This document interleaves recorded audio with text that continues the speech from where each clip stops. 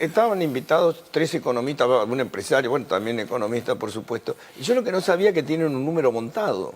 Digo, es la primera vez que 3 economistas se han convertido en figuras o 3 hombres que manejan la economía. Aldo Piñaleri, Javier Milei y José Ortubey, representando obviamente pensamientos distintos. Pero digo, cuando se encontraron, digo, creo que van a hacer casamientos y ese tipo de cosas. Sí, ¿Cuánto? si es negocio, sí. Si es negocio, sí, por supuesto. Definitivamente. Es más, Chiche, vos nos anunciás todo lo administrás vos. Yo no tengo ningún problema, no tengo ningún problema. Yo pongo el detector de mentiras, como dijo Miguel. Yo voy con el detector de mentiras y listo. El punto es que, en realidad el tema que los convocamos era el tema de ganancia, porque aparentemente es la madre de todas las batallas. ¿Es la madre de todas las batallas más ganancia? No. Nos equivocamos en una palabra. A ver, no es la madre de todas las batallas, pero sí es una batalla que involucra a 6 millones de argentinos. Entonces tiene una repercusión muy importante para la gente, ¿no? Y hoy lo que se discute, más allá de los números, pesos más, pesos menos, es la política. Es si van a seguir pagando los trabajadores y los que tienen alta renta y alta utilidad, no. Por ejemplo, en el 2013... en la Argentina se creó el impuesto del 10% a la distribución de dividendos, como existe en Estados Unidos, y en la ley de blanqueo, a propuesta del gobierno, se derogó ese impuesto y se dejó de recaudar. O sea, que era lo único que pagaba la renta, el único impuesto que pagaba la renta financiera, digamos. No, la renta financiera cuando son personas jurídicas pagan porque lo declaran en el balance. No pagan las personas físicas. Ahora se llaman personas humanas. Personas humanas. Y en ese tema hay que diferenciar el gran ahorrista del pequeño ahorrista. Después tenés el tema del dólar futuro del primer trimestre. Se pagaron casi 70.000 millones de pesos de diferencia por el dólar futuro y ni siquiera se le retuvo a la gente en la fuente. Como a vos cuando te pagan un honorario te retienen en la fuente cuando te pagan. Bueno, ese fue otro tema que llama mucho la atención. El tema de los tragamonedas y el juego en general. Hay 70.000 tragamonedas y no está muy claro porque se estima que se recaudaron más de 100.000 millones de pesos. ¿Pero va a ir el impuesto al juego o no? Pero lo van a poner. Lo van a poner, bueno, entonces digo... Eso y alguna parte de la renta financiera. El tema de las mineras también hay que analizar ahí por el tema de las retenciones. Y el tema de los dividendos.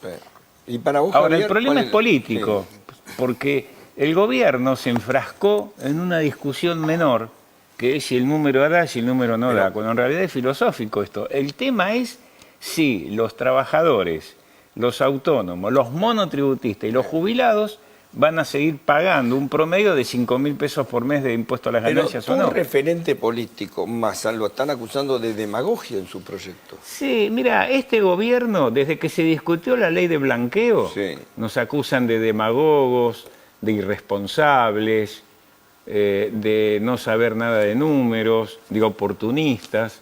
Algo pasó después, y hoy pasó algo más triste, ¿no? ¿Qué pasó? Hoy sacó un decreto Macri que le permite al padre, al hermano y al cónyuge blanquear. La ley expresamente prohíbe que cualquier familiar de cualquier funcionario del 2010 a la fecha pueda blanquear. Y hoy se sacó un decreto, acaba de salir. ¿Pero se puede con un decreto cambiar la ley? No, no se puede. Y esto va a traer problemas. ¿Cómo van a cambiar por un decreto una ley? Y esa fue una discusión que hubo en su momento. ¿Pero puede haber un decreto complementario de la ley? No. No se puede. Bueno, pregunta, el decreto se utiliza para reglamentarlo y para publicar la reglamentación. No podés modificar la ley. ¿Pero vos creés que Macri lo hizo para su familia? Mirá, tengo seria sospecha que sí. Porque hubo una conversación en su momento sobre ese tema. ¿Una conversación entre quién y quién? Entre Sergio Massa y Mauricio Macri. Sobre ese tema se analizó y la decisión fue que no había que incluirlo. Más allá de la suspicacia que puede haber, ¿no es injusto que blanquee todo el mundo y no un padre o hermano? No es injusto porque es funcionario. ¿Pero no era funcionario cuando era entonces? Sí que era. ¿Cómo que no? Desde el 2010 a la fecha, dice la ley. ¿No era funcionario Macri? Si era jefe de gobierno. Jefe de gobierno, también. Entonces que blanquee Máximo Kirchner también va a poder blanquear, porque es hijo de una expresidenta. Pero digo, es un decreto, no tiene Acaba fuerza de publicarse en el boletín oficial en el día de hoy ese decreto que habilita que los padres, cónyuges e hijos de funcionarios de cualquier nivel que hasta hoy o hasta ayer no podían blanquear, ahora van a poder blanquear con ese decreto. Tengo entendido que ya en los diputados opositores va a haber todo un planteo de inconstitucionalidad, o no sé, no soy abogado, no entiendo bien. Javier, para vos, digamos, ¿cuál es el proyecto viable de ganancias? ¿El de Massa o el del oficialismo? A ver, yo te voy a dar mi posición, porque Sí. esto, ahí adhiero con Aldo, que es un problema filosófico. Sí. Desde Político, digamos. más No, filosófico. Ya es filosófico. Para mí la sociedad se divide en dos. Sí, Los que pagamos impuestos sí, y los beneficiarios de los impuestos. Sí. ¿Sí? Es decir, digamos, lo que elaboramos y los parásitos. O sea, esa es la gran diferencia. Entonces, cualquier proyecto, ¿sí?, que implique pagar menos impuestos a las ganancias es mi favorito. Entonces, si el de Massa implica pagar menos impuestos a las ganancias que el del oficialismo, bienvenido. Primer punto. Segundo punto, me parece, digamos, la verdad que el ministro de Hacienda cada día me decepciona más. sí. Porque en lugar de contestar técnicamente las cosas, se la está pasando de chicana en chicana. Sí, le contestó con una chicana a Lavagna. Hoy, digamos, sacó otra, en estos días, otra chicana diciendo, sí, bueno, yo bajaría los impuestos, pero no lo hago porque necesito pagar el gasto social. Yo le aviso al ministro que el gasto social es 40% del gasto, ¿sí? Y que tiene un problema, digamos, de empleados públicos que son del 40%, en realidad el 39,7% del gasto total del gasto público, ¿sí? Y que tiene un ministro al lado, que se llama Ibarra, que dijo que sobra 1.400.000 empleados públicos. Digo, segundo punto. Sí. Tercer punto. Hay que recordarles que en campaña Mauricio Macri dijo que el salario no es ganancia, con lo cual no deberíamos estar tributando. Y Nadie después, dijo otra cosa en la campaña. ¿cómo? Todos dijeron lo mismo. Bueno, el salario no y es además, no solo eso, después se hizo en un reportaje, se retractó parcialmente diciendo que había que volver a los valores de 2001 ajustados. Cuenta que le hizo Machinea, también lo dejó en offside. Y después hay un último elemento que a mí es el que más me irrita, pero me irrita de sobremanera, que es esto de la progresividad en el impuesto a las ganancias. Es decir, porque, ¿sabes qué? Si vos pagaras una tasa plana, ¿sí? Suponete, no sé, 10%. Si ganás 100, pagás 10. Si ganás 1.000, pagás 100. Si ganás 10.000, pagás 1.000. ¿Sí? Es decir, que el que más gana, paga más. El problema de la progresividad significa que aquel que gana más paga más que proporcionalmente, con lo cual se vuelve un castigo al exitoso, ¿sí? Es una muestra de envidia, de odio, de resentimiento. Es el mecanismo que diseñaron Marx y Engels para destruir el capital. Y Massa.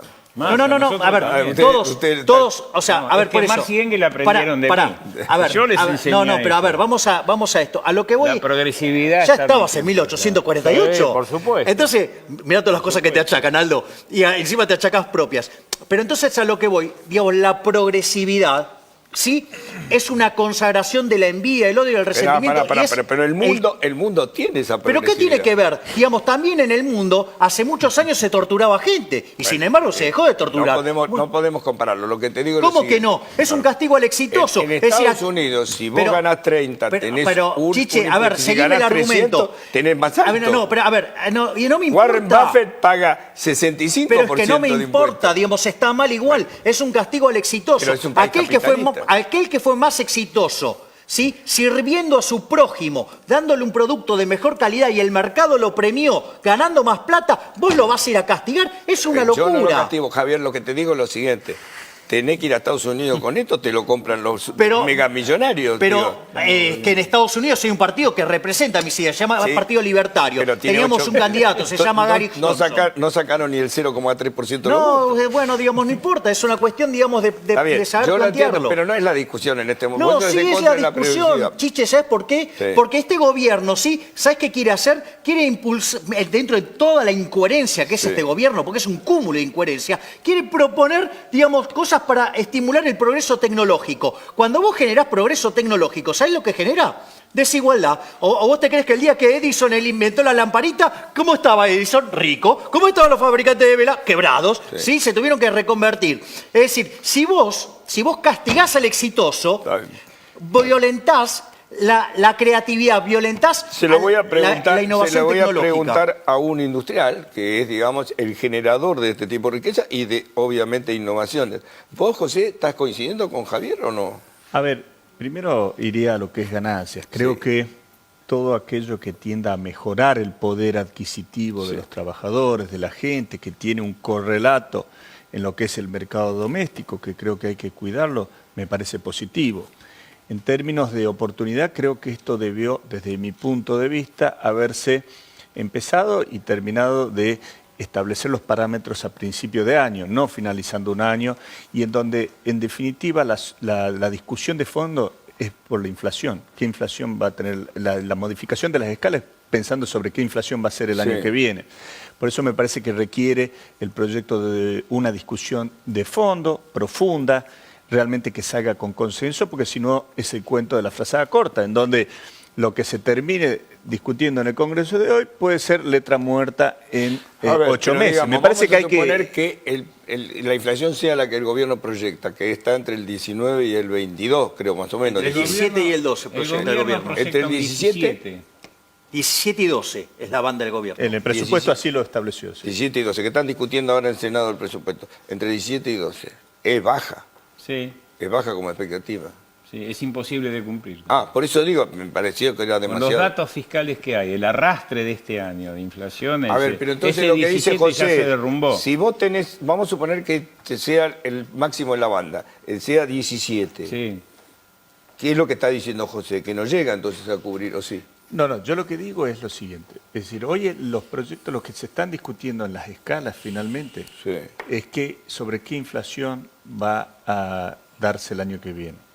Es decir, tenés proyectos que hablan sobre un 15% y hay proyectos que hablan de un más de un 25, 30%. Un 50%. Un 50%. También. 50. Entonces, la discusión de fondo me parece que tiene que tener desde ya un consenso suficiente para que el año que viene no sea letra muerta esto, porque es muy probable que el Congreso el año que viene esté discutiendo lo mismo. Por eso es que yo creo que debió haberse hecho, sobre todo a principio de año, para evitar un año electoral el año que viene discutiendo esta materia. Bueno, en nuestro, discúlpame, Urtubey, el proyecto de ley del Frente Renovador, del cual yo soy un activo participante, prevé la actualización automática del mínimo imponible de acuerdo a la evolución del RIPTE, que son los salarios que informa el Ministerio de Trabajo de la Nación.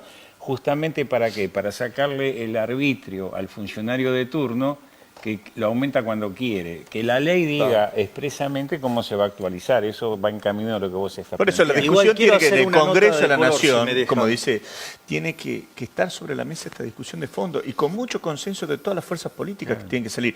Si no, creo que va a ser una letra muerta. Y vuelvo al punto, el tema de la oportunidad creo que se discute tarde. Esto se debió haber discutido a principio de la gestión, pero esto donde hasta claramente marzo no estaba lejano un año electoral. Hasta marzo no. No, se trata, a ver, todo lo que es iniciativa de impuestos debe empezar por la Cámara de Diputados y luego pasa a senadores. El compromiso del gobierno y de la oposición es que el 6 de diciembre, el martes que viene, pueda ser tratado en el recinto de la Cámara de Diputados y tratar de llegar a un consenso, que no sé si se llegará y si no se votará por las mayorías. Una vez que se aprueba, pasa al Senado. ¿Y quién tiene la mayoría en este momento? ¿La oposición? Si la oposición se aglutina en un proyecto, la tiene la oposición. Pregunto, voy a arrancar por José, digamos, ¿me podés definir el momento económico que estamos? Yo creo que es un Porque son tantas las discusiones, presupuesto, ganancias, la situación de fin de año, la tensión social. Digo, es como que... Desde lo económico te diría que estamos en un momento delicado, desde lo industrial, estamos cerrando los números de octubre, pero prácticamente venimos arrastrando una caída de un 5% respecto al año pasado. Y en alguna medida yo estimo y tengo la expectativa de que finalmente empezar a ver un modelo de desarrollo industrial, un modelo de desarrollo económico. Hoy creo que las mesas que se convocan de producción y trabajo dentro de lo que es la Presidencia de la Nación tienen que tener un objetivo, más allá de discutir la coyuntura, discutir qué modelo de país y de desarrollo queremos. Esto es lo que todavía me parece. ¿Vos crees que el pendiente. gobierno lo tiene? Yo estoy expectante de verlo porque creo que hubo, durante el año me refiero, no hubo una unicidad de criterios en el equipo económico, y me refiero, no era lo mismo lo que presentaba el Banco Central de lo que presentaba el Ministerio de Economía en materia de desarrollo económico. Por eso creo que es importante dar claras señales si es que queremos profundizar el tema de la inversión en la Argentina. Vos como empresario industrial, ¿coincidís con lo que dijo Ornequian? Que en la Argentina es difícil que venga la guita porque todos los días hay un despelote nuevo. A ver, y no por situarme con Ornequian, porque yo lo vengo diciendo desde el principio de año, lo que Ornequian dijo el otro día, en términos de que la presión tributaria en la Argentina, el correlato es la informalidad en la economía. La informalidad en la economía, ya llegando casi un 40%, te lleva a una situación, como decía Javier, que tributa dos veces en comparación de cualquier lugar del mundo. Es decir, la carga impositiva es muy fuerte. Y para llegar a una mayor formalidad necesitas estimular con una baja presión tributaria a que todo el mundo entre en la masa. Pero los impuestos es una parte del despelote. Lo que decía Ornequian, supongo que todos los días aparece otro tema, digamos. Pero principalmente hace un análisis sobre, así hincapié en lo que es el tema tributario. Javier. A ver, yo te digo cómo lo veo. Para mí Argentina está en una situación muy delicada. Sí. No hay chances que podamos crecer lo que dice el gobierno que vamos a crecer el año que viene, básicamente porque la economía se tendría que estar expandiendo entre puntas el año que viene al 6% para lograr el 3,5%, con lo cual no llega ni de casualidad. Sí.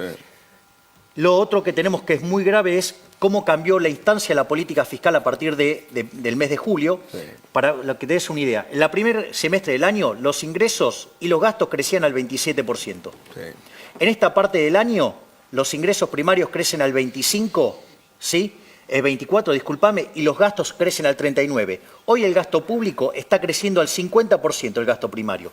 Hoy se triplicó el déficit. Hoy tenemos un déficit global de 6,5 puntos. Estamos 1,5 puntos, faltan 2 meses todavía, encima del que tenía el kirchnerismo en el mismo periodo. Y el año que viene, sumando nación, provincias, municipios y Banco Central, vamos a un déficit fiscal de 12% en términos del PBI.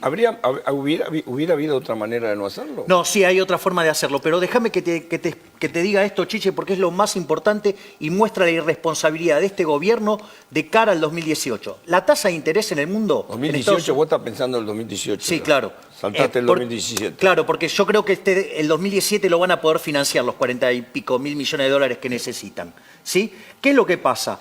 Ese nivel de déficit fiscal con tasas en el mundo creciendo es muy grave. ¿Por qué? Porque mira esto, el Rodrigazo explotó con 14 puntos de déficit fiscal en términos del PBI.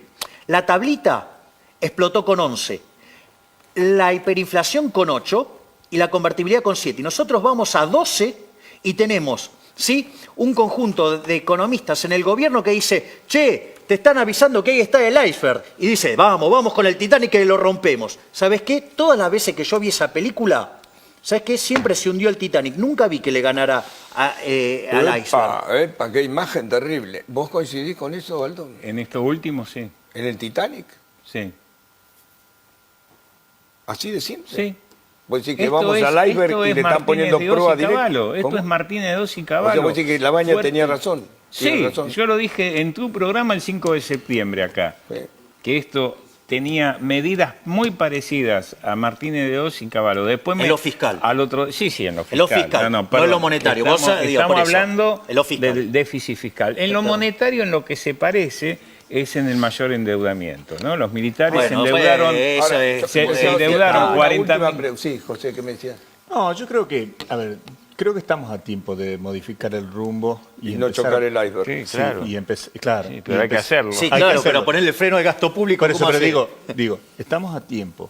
Creo que hay que empezar a pensar en un fortalecimiento de la oferta productiva. Creo que hay que empezar desde lo que son las variables económicas, llámese lo tributario que hablábamos, lo financiero, la administración de comercio, obviamente todo lo que tiene que ver con el incentivo de costos logísticos, pero para empezar a pensar en un modelo de desarrollo. Todavía estamos a tiempo. Y esto es lo que creo que hay que sincerar en la Argentina, este debate, para justamente evitar... No es que sí o sí nos vamos contra él. Claro, pero ¿sabes cuál es el problema, Chiche? Yo comparto tanto con Aldo como con Urtubey, ¿sí? Con José, discúlpame, porque si no Dios, puedes pensar en tu hermano. A ver, el tema es el siguiente. Vos lo podés corregir, ¿sí? Pero vos tendrías que haber aprovechado la ventana de financiamiento para sacarle un peso a la oferta de la economía. Y este gobierno, en lugar de usar la ventana de financiamiento para bajar la carga tributaria sobre la oferta, agarró y aprovechó para darle más rosca al gasto público. Es decir, se montó en un Pero keynesianismo retrógrado que siempre termina mal. El gasto público tiene que ver con tensión social. Pero eso no es cierto, ¿sabes qué? No es alternativa. A cierto ver, eso. quisiste aumentar Chiche, la tarifa, créeme te que no sale- es cierto. ¿Sabes Bueno, qué? Del año no sé, digo 52 yo, en qué sé yo. adelante, esto es sanata, y te voy a explicar por qué. Pero Desde el no. año 52 en adelante, todos los programas de shock, sacando el del 59, fueron expansivos. Y todos los programas gradualistas terminaron en un piñón. Pará, te explico lo siguiente. Hoy salió la cifra del aumento del subsidio a la energía. Como no pudieron rectificar la tarifa, creo que fueron 100.000 millones Pero porque de lo pesos. hicieron mal. Y bueno, está También bien, pero le digo, hicieron mal. Había una forma de hacerlo. Digamos, ahí, por ejemplo, el Frente Renovador hizo propuestas muy interesantes que están muy en línea a los desarrollos que hice con Diego Giacomini sobre cómo se arreglaba el problema de los servicios. Porque vos podías haber eliminado los subsidios de cuajo, podrías haber rediseñado todo el contrato con aumento gradual de tarifas, ¿sí? Y eso lo podrías haber hecho. Y Está sin bien, pero embargo... ya no se hizo, ya está. Pero bueno, no Y ya importa. se perdió. Bueno, igual Esto se está- puede hacer Mirá, siempre. pero el concepto para terminar es esto. Yo, cuando vos hablamos del colapso de la Baña y Sí. que yo dije lo mismo hace unos meses, cuando lo dijimos en estas palabras, tiene cosas parecidas, no es lo mismo, cosas parecidas. Si no se revierte el rumbo, esto Claro. colapsa. Colapsar no es estallar. Colapsar el tránsito es cuando los autos te están, queda todo parado. la ruta, y queda todo paralizado porque no hay un orden. Si vos ordenás, llamás a una concertación, la gente sabe a dónde va y los distintos sectores económicos, ahí podés destrabar el problema. Jóvenes, los vamos a contratar nomás para hacer los barrios, no tengan ninguna Muy duda. bien. Gracias.